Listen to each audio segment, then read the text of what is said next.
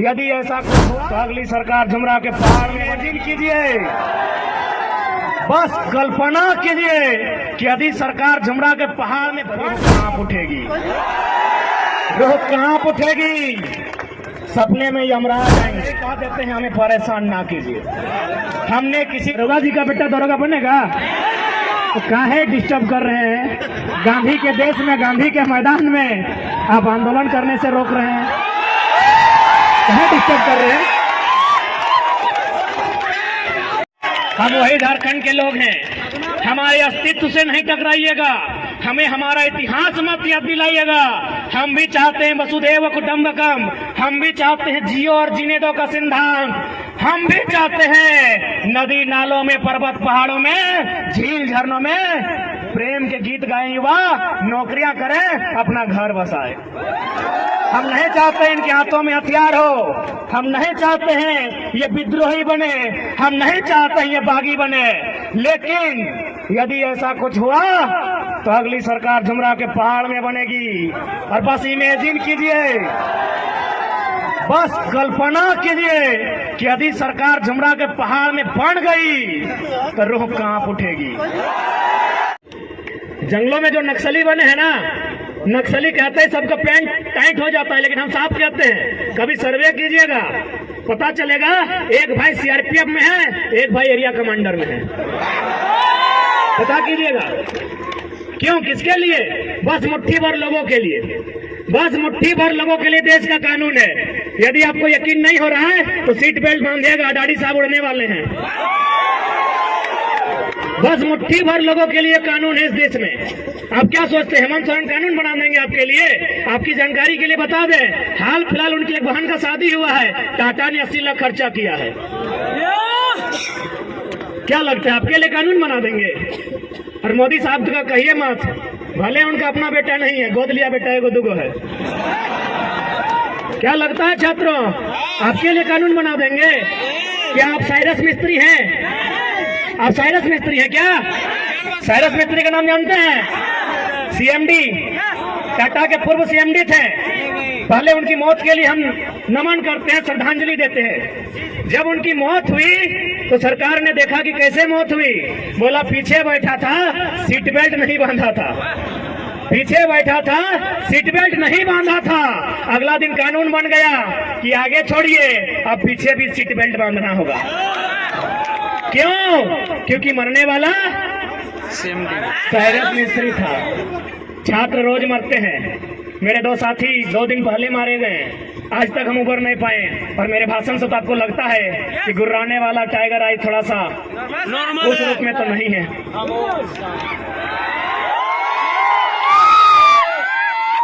क्या कोई कानून बनेगा?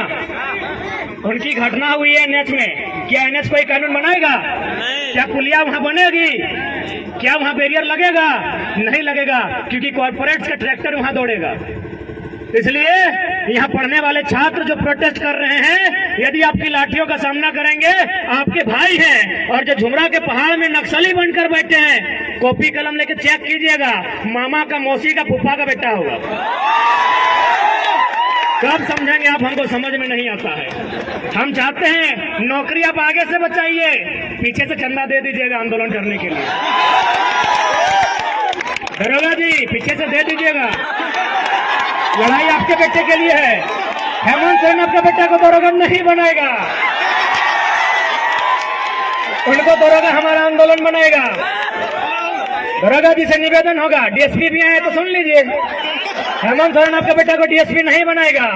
जेपीएससी देखिए ना, 7 को हुआ है 22 साल में, बिहार में 68 को हुआ है। तो इसलिए आंदोलन ही आपका डीएसपी का बेटा को डीएसपी और दरोगा का बेटा को दरोगा बनाएगा। इसलिए आगे से नौकरी बचाइए, पीछे से आंदोलन का सपोर्ट कीजिए। यदि ज्यादा दिक्कत होगा, यदि ज्यादा हाथ पांव बंधा होगा तो कमजोर लाठी चलाइएगा, ऐसा मत चलाइएगा। और ऐसा चलाइएगा तो घायल मत कीजिएगा। हमें घायल होने से डर लगता है, मार दीजिएगा, डर नहीं लगता है। मार दीजिएगा, सच बोलते हैं, ईमानदारी से बोल रहे हैं, डर नहीं लगता है। मरने से डर नहीं लगता, हम ईमानदारी से बोल रहे हैं। हमको बीमार होने से डर लगता है, बीमार हो जाएंगे तो आंदोलन रुक जाएगा। मर देंगे तो आंदोलन दुगना रफ्तार से चलेगा। क्योंकि भगत सिंह ने भी कहा था कि मुझे फांसी ना दी जाए, भगत सिंह ने भी कहा था मुझे फांसी ना दी जाए, बल्कि मुझे किसी चौराहे पे खड़ा कर दिया जाए और गोलियों से भून दिया जाए। क्यों कहा था ऐसा पता है? ताकि मेरे बदन पर चलने वाली एक एक गोली को, मेरे शरीर से बहने वाले एक एक लहू के कतरे को देखकर नौजवानों में उबाल आए। इसलिए उन्होंने कहा था हमको फांसी नहीं दिया जाए, बंद कमरे में फांसी ना दिया जाए, यदि हम गुनहगार हैं तो बीच चौराहे में खड़ा कर दिया जाए और गोलियों से भून दिया जाए। आप सभी वही कहेंगे।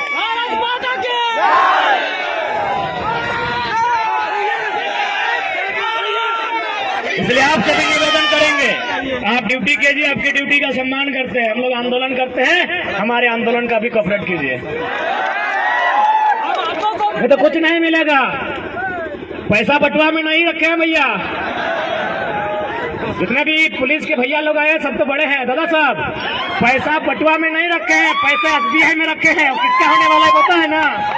तो वही तो लड़ाई लड़ रहे हैं, छात्रों के लिए लड़ाई लड़ रहे हैं, किसानों की बात कर रहे हैं, काहे डिस्टर्ब कर रहे हैं? खैर डिस्टर्ब नहीं होंगे, डिस्टर्ब नहीं होंगे। यहाँ तो माननीय कोर्रा थाना के प्रभारी फोन किए थे, सिंदरी में 12 गो थाना का पुलिस खड़ी थी। सिंदरी गए थे आंदोलन करने के लिए, वहाँ के SDPO 12 थाना की पुलिस और 150 जवानों के साथ खड़ी थी। हमने एक ही लाइन कहा कि DSP साहब सामने आइए, अरेस्ट कर लीजिए, लेकिन उससे पहले एक लाइन बता दीजिए, ये जो जमीन आप खड़ा है गांधी मैदान से दुगना जमीन था जहां सभा हो रही थी, बोले ये जमीन हमारे पुरखों की है और इस कंपनी ने 2 रुपया डिसमिल लिया है। क्या आपका बाप का जमीन लिया है? हमने एक लाइन कहा था माननीय DSP साहब को कि DSP साहब उतना मेहनत क्या करते हैं, अरेस्टिंग करना है एकदम आके अरेस्टिंग कीजिए, हम लोग भागेंगे नहीं, लेकिन एक लाइन में उत्तर दीजिए, जिस जमीन में आकर आप खड़े हैं ये हमारी पुरखों की है, इसे 2 रुपया डिसमिल लिया गया है, क्या आपके बाप दादा की जमीन इस तरह ली गई है? और उसके बाद भी आपको दिक्कत नहीं है तो आइए ना, हम तो शमशान घाट में 1 सप्ताह में एक बार मिल जाते हैं। लाइव नहीं देखे वीडियो क्या? राजभवन से लोग देख रहे हैं, सही बोल रहे, राजभवन से देख रहे हैं, क्योंकि 29 तारीख को हम शमशान घाट में थे और विधेयक को वापस करता है कि एगो योद्धा तो घायल है, तो उन्हें पता नहीं कितना कितना योद्धा बन के तैयार है।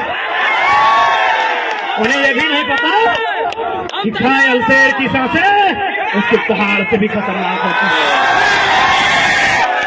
है। इसीलिए हमें परेशान ना किया जाए, हमारे हक अधिकार को हमने सामने रख दिया जाए। हम उप तक नहीं कहेंगे, लेकिन यदि हमारे हक अधिकार के बीच कोई टकराएगा, वो टकराने वाला कोई क्यों न हो, हम वही राड़ माटी के राड़ लोग हैं जिन्होंने अंग्रेज को पेट में 1 नंबर करवा दिया था।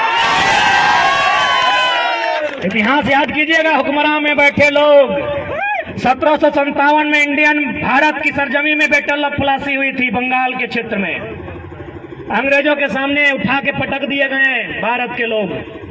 ठीक 7 साल बाद 1764 में बैटल ऑफ बक्सर होता है इसी बिहार में, फिर भारत के लोग अंग्रेज के द्वारा पटक दिए जाते हैं, लेकिन जैसे वो मानभूमि में आते हैं चुहार विद्रोह में उनको हम पैंट में 1 नंबर करा देते हैं।